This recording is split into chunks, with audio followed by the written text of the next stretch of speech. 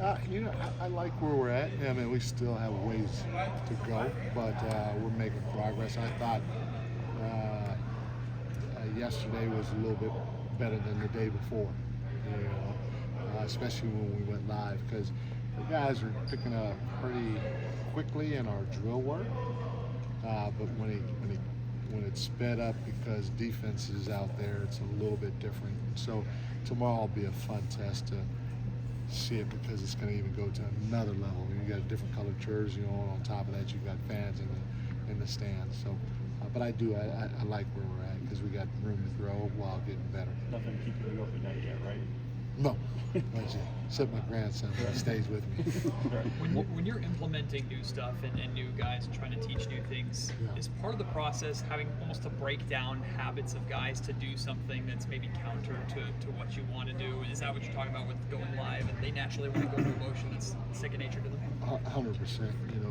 Guys, you can even take a guy like DeMar who's been used to playing a certain way for, 15, 16, however many years he's in the league. And now having to adjust the way that we play or do things can be a little different, especially when it becomes live, because you naturally fall into your instincts and what made you have success in the past. And so for us, it's a fine line because again, that's kind of where you're like, okay, hey, we want DeMar to fit in or somebody else to fit in to what we do, but to a certain degree, we have to adjust to make sure they're able to fit in seamlessly, knowing it's going to take some time, and also understanding that we have to make some concessions from time to time while they continue to grow within what we're trying to do as a group.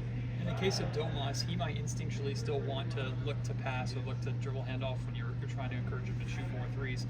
How much do you put the trust in him to you have the green light, but you can still make your best decision versus no, we really want you to take those shots? A ton. He's been around us and we've been around him enough. Again, it's a long season, so it's a process, and it's not going to happen overnight for the things that we want done or changed to occur. So it's going to take some time. We'll keep watching film, we'll keep drilling it, we'll keep talking about it during games, when we go live in practice, and eventually it'll all come out to the wash in terms of everybody be on the same page, doing what they're supposed to do, and hopefully we'll be clicking at a high level by then. Is your Netflix ready to roll for tonight for Domas? I saw episodes 1 and episodes 2 already. So you have? Yeah, so I already saw both. Very, very good. Anybody and everybody should check it out.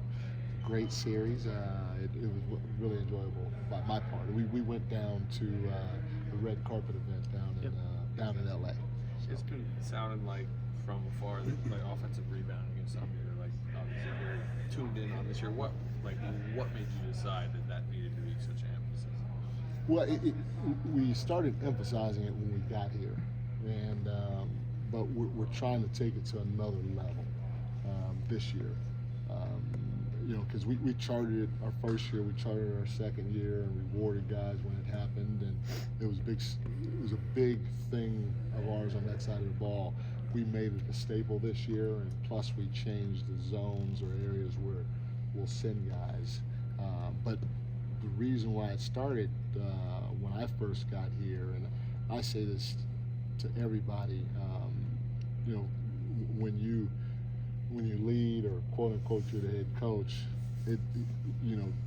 it's best when you give people ownership around you to make them feel part of the process. So I don't care if an idea comes from somebody in our video room, somebody on the coaching staff, Mel, my executive assistant, if she got a great idea, hey, let's roll with it. And in this case, when it came to offense rebounding, it was Monte. Monte, he's a huge analytics guy, and he came to us during our coaches retreat in Tahoe my first year. And the one thing I will always do if I'm not used to something, I'm gonna push back. I'm gonna push back hard. And if you continue to show that you believe in what you're saying, then I'll most likely give it a go. And so he threw it out there. I said, well, it's going to kill us in transition defense, and I kept trying to find ways to fight it. And he kept sticking to his guns and saying he believed in it. So I said, okay, let's try it. And we tried it. I liked it, and so we're trying to increase it now. I can even take a step further back. He was the one that closed the deal on it. When I was with the Nigerian team, myself, Luke, and Jordy, we dove into it, and the New Zealand national team they have a system of crashing.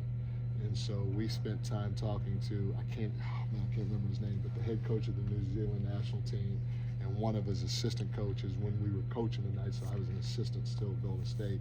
But we spent time researching it and all that other stuff, and I kind of liked it, and I did it then because, I thought we had a ton of athletes and blah, blah, blah, blah. And so I wasn't sure if I'd carry it over here. Monty was the one that convinced me, you know what, let's really go for it and try to go for it at a high level. It's one thing to have an idea like that. Do you feel like you have the players to really implement what it is that you need done? This is a great question because yes, because for the most part, and I will say this, you do need to tailor your offense and your defense to your players to a certain degree. But all these guys are high-level athletes for the most part. And at the end of the day, the separation amongst each of these guys, it's not like this. Like if it were you and me, we'd be down here and they're up here. The separation is huge. But the separation amongst the athleticism and quickness is probably relatively close in most cases in length and all that anticipation. And so, tailor your stuff around what you have, but it's about who can consistently give the effort to do it all the time. Because they're human just like us. And I talked about that one guy in the YMCA pickup game being right here in your chest, and if he's there all the time, it becomes a nuisance, and pretty soon you're gonna be like, I don't want to play against this guy. I don't get paid, I'm not playing. It's kind of that way on our level too. If you're attacking that glass every single possession, it gets hard. It gets hard to box out. It gets hard to deal with. It slows you down in transition going the other way, and just by effort alone, you're going to get offensive rebounds. I tell you, our best crasher last year was Trey.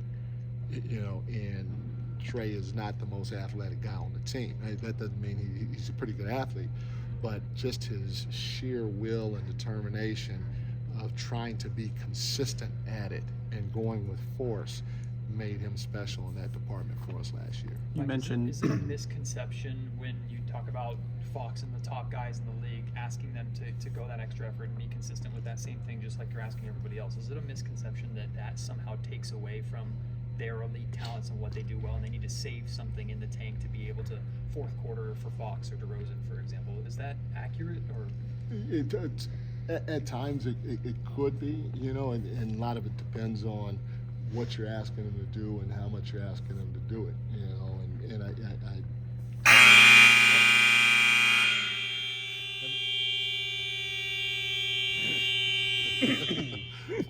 so game over. But I talked about this before when I was with San Antonio. Our first sub off the bench was Malik, and Biggs was Malik for David Robinson, and we put Malik on a guy like Shaq or whoever the best big was, and put Timmy on the quote-unquote weaker player. So he would be able to help a little bit more on the weak side. He wouldn't have to work. He still had to work, but guard Shaq and whoever else, it's a big difference. And so that's how you try to give those guys breaks, because you want them to bring it in a lot of different areas, especially on the scoring side of the ball.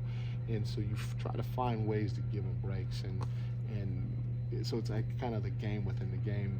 But to a certain degree, you have to be conscious of that. You have to demand the same for everybody, but not necessarily always expect the same. And if it's close enough, then you can live with it from time to time, as long as they're not taking the play off and they're giving you it in other areas. With that offensive rebounding, you mentioned initially being skeptical about the transition defense. Since you said you actually think it could help that, what sort of led to that change, and have you seen it actualized in practice? Yeah, and in games, and just listening to, obviously doing the research. Now, the way that New Zealand does it, we didn't you know, it was interesting how they did it, and so we didn't really adopt their style 100%. We kind of went half in, I guess, on it, and then, like I said, talking to Monte, it was a little bit more convincing, and then the next step was doing it in practice and training camp, and then seeing it on film, and you know, hey, we're sending these guys to the glass, but because of the way we're doing it, we're still pretty good in transition defense. And you know, it's been 2 years now, going into year 3, and so I'm convinced that you can attack the glass while still being good in transition defense. It just took time. Is it essentially forcing other teams to focus more on defensive rebounding compared to leaking out?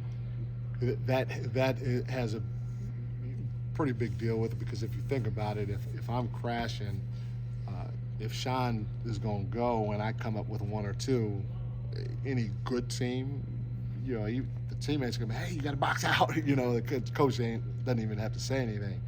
Next time, Sean's going to look for me, because I went last time. He's going to look for me. That's going to slow him down from getting out, because he's got to put a body on me. Now we're wrestling. Now they finally get it. Because we're wrestling, if he's doing his job, he should be inside of me. Does that make sense? And so now I have an advantage of getting back, and it shouldn't hurt you at the end of the day. Mike, is there anything on the injury front today, and did you decide what to do with the starters tomorrow night? I'll probably just play them in the first half, but the injuries, I don't know. Y'all holding them a little too long. We got something to do, y'all. Hey, y'all feel it now. See Y'all that? know. This is what I go through every We got day. something to do, y'all. Catch and leak. Hey, that's what I say too. Gotcha, Malik. Thanks, guys.